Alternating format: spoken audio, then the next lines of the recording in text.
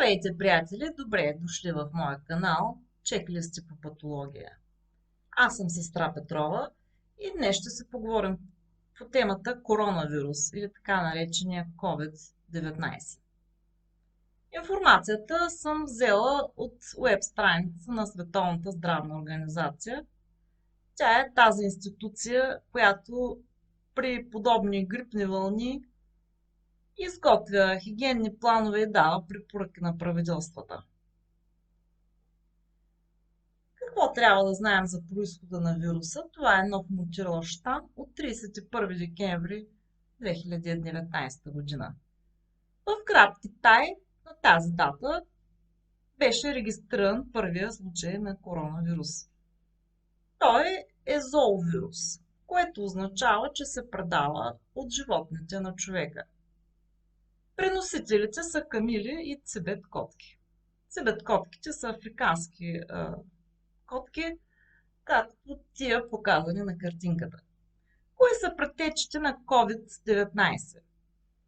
Това са предишни коронавируси SARS, SARC, Severe Acute Respiratory Syndrome, възникнал през 2003 година в Китай и пренасен чрез африканските котки. MERS, MERS, Middle East Respiratory Syndrome, пренасен чрез камили и възникнал 2012 година в Саудитска Арабия.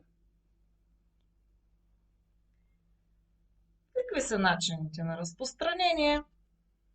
Механизмите на заразяване са при контакт с други болни, при контакт с заразени предмети, използвани от болните, при контакт с храни и течности от заболели с коронавирус. Тук искам да отворя една скоба. Вирусът не може да оцелее без приемник. Това е причината всички досега да не сме умрели от спин, хламидия, херпес зостер, едра шарка, детски паралич и така нататък. Откъде идва името на коронавируса? Когато експерти наблюдават вируса под микроскоп, се вижда кръгла точеса с малки къмшиченца около нея.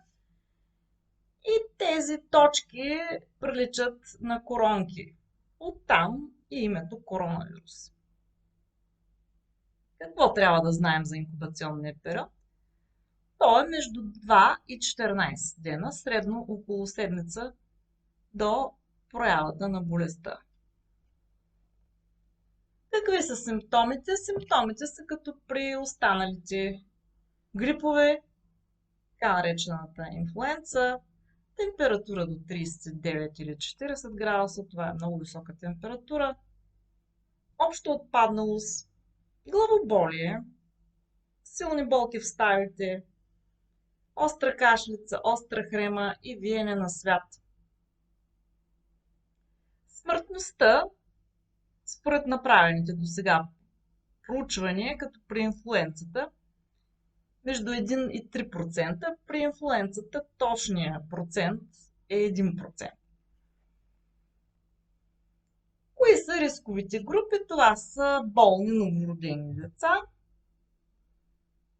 имуносупремирани пациенти, това са обикновено пациенти след тежка химиотерапия, хора с силни остри хронични заболявания, т.е. хронични заболявания, които в момента са акутни, и усложненията при коронавируса са пневмония и бъбречна дисфункция.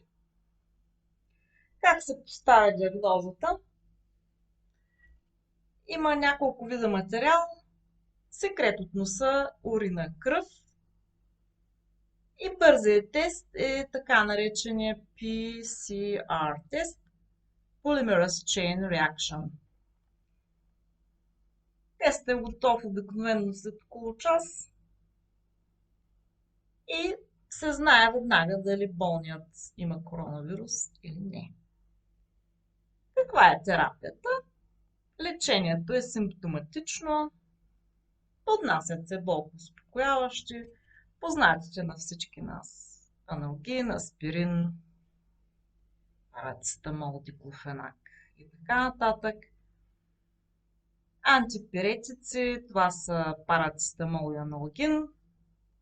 Препоръчват се почивка, сън, карантина.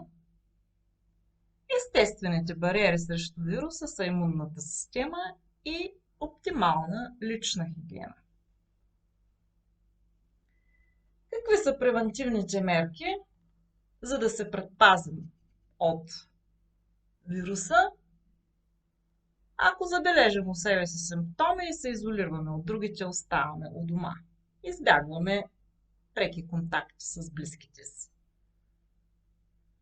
След контакт с заразен човек, дезинфекция на ръцете, избягване на контакти с кихащи и кашлящи хора, носене на маски в болнично заведение, варене и печене на животински продукти, тези, които са сурови, разбира се, избягване на контакт с чужди животни.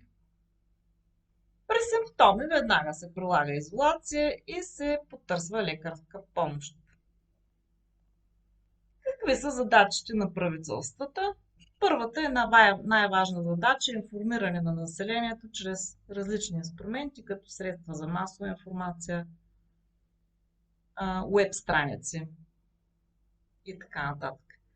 Осигуряване на медицински грижи за болните, заделяне на нужните финансови средства, изготвяне на хигиенен план с експерти и хигиенния план за ограничаване на грипната вълна трябва, разбира се, да бъде реализиран. Благодаря ви за вниманието. Аз съм сестра Петрова. Вие бяхте в моя канал Чеклисти по патология. Не забравяйте да абонирайте канала ми. Желая ви приятен ден! А сега за по-любопитните от вас съм подготвила обобщение на информацията с музика и текст.